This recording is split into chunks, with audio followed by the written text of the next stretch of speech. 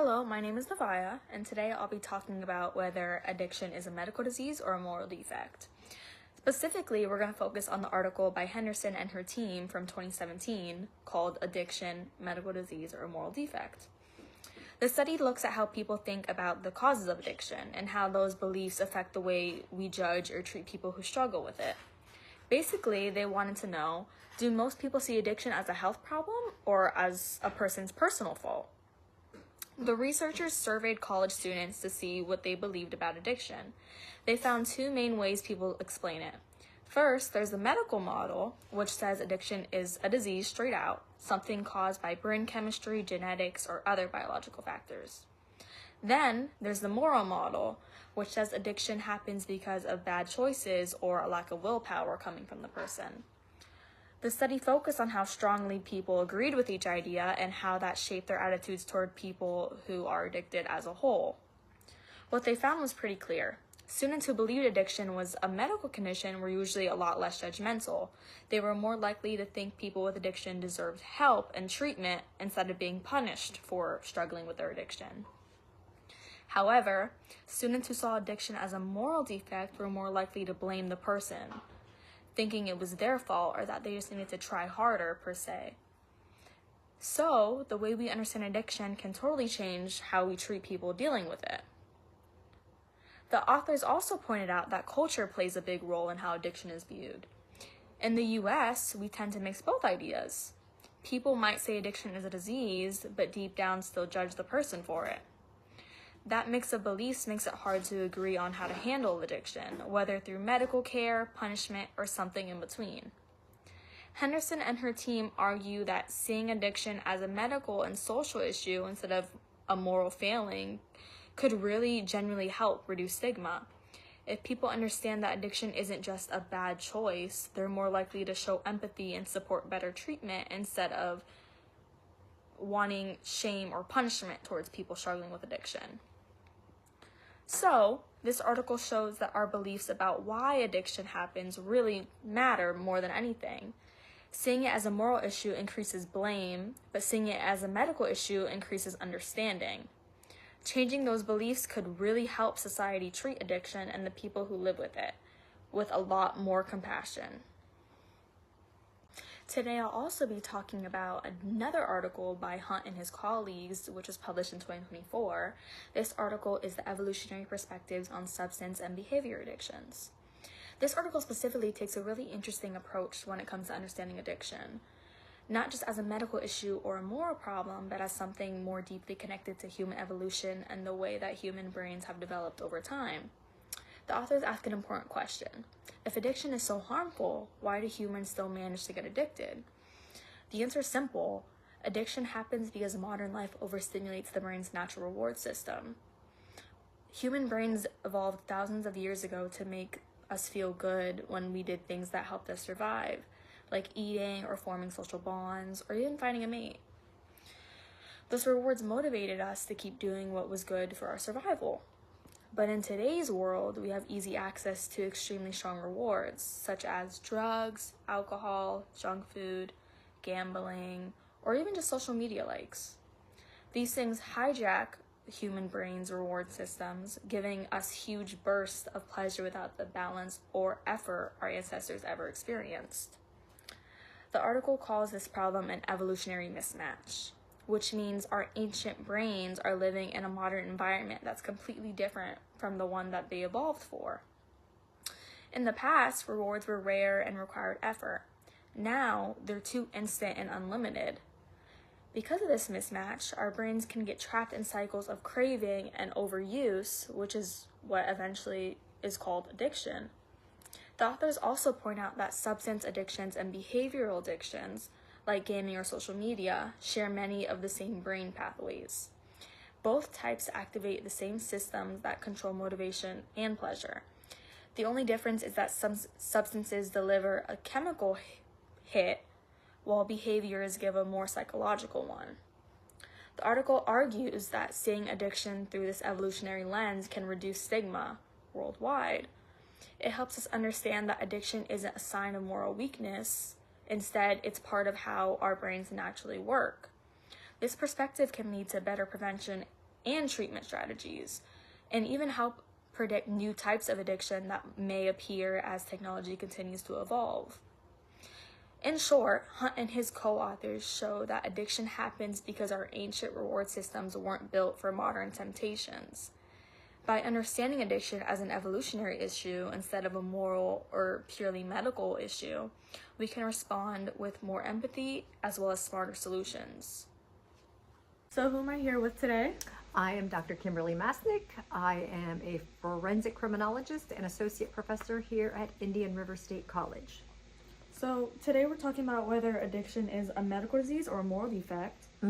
And I would agree that personally, I know of individuals who would say that it's a moral issue and we're making choices and it's peer pressure and all of that good stuff.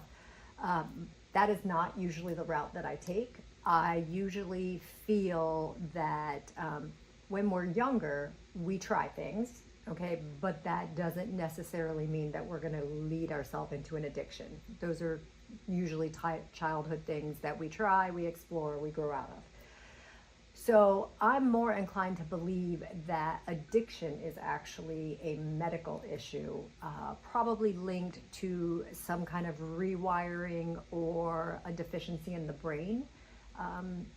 And that addiction doesn't necessarily always have to be drugs. You know, if you have an addictive personality, it can be to anything. So when you take one thing away, if you have that gene in you, you're going to replace it with something else. So like there's something that I know that's not an illegal behavior, but I know if I see a slot machine, I know I want to play that slot machine. So I stay away from it. But I also come from a family of addictive behaviors, multiple alcoholic issues and things like that. So I do think that it is something that the brain has somehow been altered, whether it was during birth or something that happens at some point in time. But I don't think that it can always be controlled. So you believe that like genetics and brain chemistry have a bigger thing to do with it than like choices? Absolutely. I mean, there are always going to be ones that I can say there's a choice. Okay, self-medicating would absolutely be one. If how many people get off work and have a really bad day and they go to something called happy hour? Well, who doesn't want to be happy? Okay, you're making a choice to go, but then when you end up going 5 days a week, you're making that choice and you're choosing something to be pleasure because it takes away that negative aspect that you've dealt with. So there are some people, and sometimes that comes into it. There are also people that have been prescribed medicine that didn't intentionally make that choice, but they've become addicted because of lack of knowledge or this or that. But I would like to think that those are probably the lesser of the evils. So who am I here with? Hi, my name is Amy, and I am an addict in full-time recovery. What experience most shaped your views on addiction? I think when I realized that I was an addict, I'm an addict who loves alcohol, and when I realized that I was waking up every day wanting to drink, I knew then that there was an issue. So I don't think it was any one thing in particular. I think it was, the age I was at. I was 25. I had 3 kids, a house, a husband, and the alcoholism really took over. Okay. Which approach do you think is more effective, punishment or treatment? Absolutely treatment. Treatment? Yeah, 100%. Did you go through any treatment? I did. I went through a treatment facility in 1998. My family did an intervention. I was either going to go to treatment or they were going to take my children, right? Okay. And my husband gave me that ultimatum too. So I did. I did a detox, and then I did a 30-day program. On a scale of 1 to 5, how much do you think personal choice influences addiction? I guess it's the stage that you're at, I would say. Okay. Because, if you were down on the lower scale of 1, Okay. right, it's before you really become addictive. When you You know- just think it's just, oh, I'm just having fun. Yeah, that's how it was. I would go out on the weekends. I'm 15, 16 years old. We're in high school. We're getting together. We're having little parties on the weekend. Yeah. And then it was started being during the week. So, it's gradual, I think. Okay. If addiction were universally seen as a disease, what changes should happen in healthcare or the legal system? Well, I think the legal system has been putting people away for their addiction versus treating them. I think that they have more control over them in a closed off setting like jails. The jails and institutions are not what treats our addiction meetings, the 12-step programs, and we are more in the jails and institutions now than we ever have been. But I honestly think that they should be treated to treatment. Who am I here with today? I'm Dr. Jeanette Beauvais. I have a doctorate in educational leadership. I've been an educator for all of my career for over 40 years. So today we're going to be talking about whether addiction is a moral defect or a disease. What do you personally think, just based off of that? I think it's a choice. So probably more of a moral defect. How much do you think genetics and brain chemistry influence addiction? I definitely think there's a degree of our hereditary, biologically, that does impact in our, definitely a little bit of that. But do you think it's more personal choice than anything? I do, yes. Do you think society views people who are struggling with addiction as like sick or morally weak? I think most of society would look at them as being weaker, not having willpower or the strength to change that behavior. I know people who are addicted and they're unable to do it, but I also know some that have been able to get rid of that addiction, whether it be with help or just simply willpower. Do you think that punishing addicts or getting them treatment is actually more effective in the long run? Well, I would hate to punish them because I do believe it's a sickness. So I do think that treatment is beneficial for almost anything, especially early intervention, early treatment. The longer you wait, the harder it's going to be to help change that behavior. How much do you think that stigma prevents people from seeking help for addiction, though? Well, I think it's changing. I think it's more positive now in the new generation, the younger generation, to seek and ask for help. I remember days where, if you had an addiction or you had a disability or whatever the case, if you didn't fit into the norm, then you were shunned. It's not like that as much anymore. I see there's definitely more facilities out there, more mental health care in the school system. I mean, there's mental health counselors, there's drug addiction counselors even in the middle schools now. So it's not as shunned as it used to be, for sure. Do you personally believe that someone can fully recover from addiction without like said help, whether it be medical, therapeutic? I've seen people do it, but when I think of it more of addiction, I've seen people break the addiction of alcoholism on their own.